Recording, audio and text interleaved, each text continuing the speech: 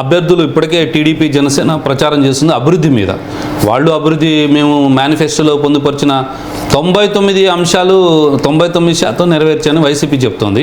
మరోవైపు అభివృద్ధి చాలా కీలకంగా ఉంది. మరి ఆంధ్రప్రదేశ్లో అభివృద్ధి లేదు అన్న భావన ఎలా ఉండబోతుంది?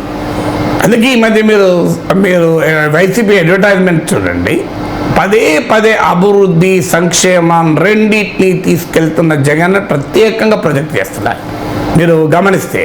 సో ఎందుకంటే అభివృద్ధి జరగలేదు అన్న భావన ప్రజల్లో చాలా బలంగా ఉంది. మీరు ఏ సర్వేలైనా తీయండి, గ్రామాలకు వెళ్ళండి, మెయిన్గా రోడ్లు లేవు, లేకుంటే డ్రైనేజీ పనులు లేవు, డెవలప్మెంట్ వర్క్స్ లేవు అన్న భావన చాలా ఎక్కువగా ఉంది. సో అందువల్ల అది నిజమా అబద్ధమా అనే డిబేట్ కన్నా కూడా ప్రజల పర్సెప్షన్ ఏంటి. ఇప్పుడు మీకు తెలంగాణలో ఉపాధి అవకాశాలు రాలేదు అన్న భావన బలంగా ఉంటాయి. పెద్ద ఎత్తున చెప్పుకునే ప్రయత్నం చేసి మేము 1,50,000 ఉద్యోగాలు ఇచ్చాం. ఉమ్మడి రాష్ట్రంలో కాంగ్రెస్ 10 ఏళ్లలో ఇచ్చింది ఎంత, 20,000 30,000 ఇవ్వలేదు. ఇతర రాష్ట్రాలు ఎక్కడ ఇచ్చారు, ఎన్ని చెప్పినా కూడా అల్టిమేట్గా ప్రజలు అభివృద్ధి జరగలేదన్న భావనతోనే ఉన్నారు. రాలేదన్న భావనతోనే ఉన్నారు. ఉపాధి అనేది బీఆర్ఎస్ బయట చేసింది. అందువల్ల మీకు అభివృద్ధి అనేది చాలా ప్రొనౌన్స్డ్గా ఉన్నప్పుడు మాత్రమే యాక్సెప్ట్ చేస్తారు. ఇప్పుడు మీకు ఉదాహరణకు తెలంగాణ ఓటింగ్ తీసుకుంటే మీకు హైదరాబాద్ మహానగరంలో బీఆర్ఎస్ తిరుగులేని విజయాలు సాధించింది. మీరు గమనిస్తే మీకు కాంగ్రెస్ పార్టీకి ఇక్కడ గెలుపు లేదు. సో అంటే హైదరాబాద్ నగర అభివృద్ధి బీఆర్ఎస్కు డెఫినెట్గా అడ్వాంటేజ్గా వచ్చింది. గ్రామీణ ప్రాంతాలు అంటే పథకాల ప్రభావం చాలా ఎక్కువగా ఉన్న గ్రామీణ ప్రాంతాల్లోమో బీఆర్ఎస్ ఓడిపోయింది. పథకాల ప్రభావం తక్కువగా ఉండే హైదరాబాద్ మహానగరంలో గెలిచింది. అందువల్ల వెల్ఫేర్ ఎంత కీలకమో డెవలప్మెంట్ కూడా అంతే కీలకం.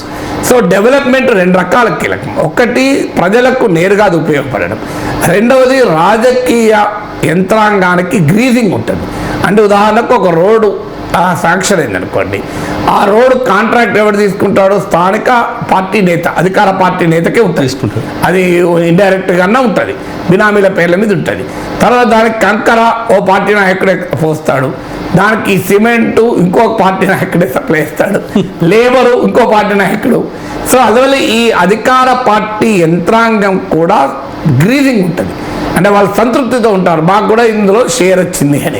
అందువల్ల డెవలప్మెంట్ అనేది చాలా కీలకమైన పొలిటికల్ ఫంక్షన్. అది అంటే విత్ ఇన్ ద పార్టీ సంతృప్తిపరచడానికి, ఓటర్లను కూడా సంతృప్తిపరచడానికి. అయితే అది ఎంత మేరకు ప్రభావం చూపుతుంది? ఎందుకంటే వైసీపీ కోర్ సపోర్ట్ బేస్ ఏమో పేదలు. పేదలకు ఈ డైరెక్ట్ స్టేక్స్ ఉండవు. మీకు ఇప్పుడు నేను ఓ అద్భుతమైన రోడ్ వేసాను అంటే ఆ రోడ్డు పేదలు ఎంత మేరకు దానికి ఇంపాక్ట్ పడతారు అంటే వాళ్ళకు అకౌంట్లో పడుతున్న డబ్బుల కన్నా కూడా రోడ్డు లేదు అనే భావనకు రియాక్ట్ అవుతారా? భావన ఉన్నమాట నిజం. మీకు గ్రామీణ ప్రాంతాల్లో కూడా అభివృద్ధి పనులు సరిగా జరగడం లేదు అనేది చాలా చోట్ల ఉంది. అంటే వైసీపీకి బాగా బలమున్న చోట్ల కొంత తక్కువ ఉండొచ్చు, కానీ ఓవరాల్గా ఉంది. కానీ అది ఎంత మేరకు పొలిటికల్ అంశంగా మారుతుంది. అందువల్ల ఒక భావన ఉండడం వేరు, ఆ భావన రాజకీయ అంశంగా మారడం వేరు. ఈ రెండింటి మధ్య చాలా తేడా ఉంటుంది. భావన ఉన్నంత మాత్రాన్ని రిజల్ట్ ఉండదు, ఆ భావన పొలిటికల్ అంశంగా ఉండాలి. అందువల్ల అభివృద్ధి చేయలేదు, అభివృద్ధి జరగలేదు సరిగా అన్న భావన, అభివృద్ధి కన్నా సంక్షేమం పైనే కేంద్రీకరించారన్న భావన ఆంధ్రప్రదేశ్ ఓటర్లు ఉంది. కానీ దాని కొరకు జగన్ శిక్షిస్తామా అనే భావన రావాలి. అది పట్టణ ప్రాంతాల్లో కనబడుతుంది. అందుకే మీరు గమనించండి, పట్టణ ప్రాంతాల్లో విద్యావంతుల్లో యువకుల్లో వైసీపీ పట్ల వ్యతిరేకత. మీరు ఇప్పుడు మీకు తెలంగాణలో ఎలాగైతే ఏజ్ తక్కువ ఉన్న కొద్దీ టీఆర్ఎస్కి వ్యతిరేకంగా ఉన్నారు, ఏజ్ ఎక్కువ ఉన్న కొద్దీ అనుకూలంగా ఉన్నారు. మీరు ఆంధ్రప్రదేశ్లో కూడా మీరు ఏ సర్వే అన్న తీయండి, ఇదే ట్రెండ్. అంటే యంగ్ ఓటర్ కనిపించాలి, డెవలప్మెంట్, ఎంప్లాయ్మెంట్ ఇది ప్రధానమైనది. ఏజ్ ఓటర్ కోమో వెల్ఫేర్ అవుతుంది. ఎందుకంటే ఓల్డ్ ఓటర్ ఏమో కన్ఫర్మిస్ట్ ఉంటాడు, యంగ్ ఓటర్ ఏమో రిబెలియస్ ఉంటారు. యంగ్ ఓటర్ ఏమో క్వశ్చన్ చేసే సైకాలజీ ఉంటుంది, ఓల్డ్ ఓటర్ ఏమో బతకడం అనేది వాళ్ళకు కొంత డిప్లొమాటిక్గా మారిపోతారు, అంటే వాళ్ళు అడాప్ట్ అవుతారు. యంగర్ ఓటర్ అడాప్ట్ కాడు. అందువల్ల మీరు యంగ్ ఎడ్యుకేటెడ్ అర్బన్ ఓటర్ ఈ డెవలప్మెంట్ లేదన్న నరేటివ్ వాళ్ళ మీద ఎక్కువ ప్రభావం ఖచ్చితంగా ఉంటుంది.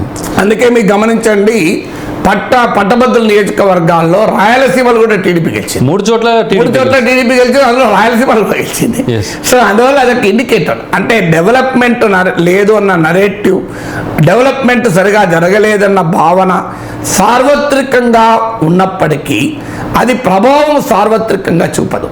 అంటే young, urban, middle class, educated and upper middle class ఈ ఓటర్ల పైన ఎక్కువ చూపడుతుంది. రూరల్ పూర్ ఓటర్ పైన తక్కువ చూపడుతుంది.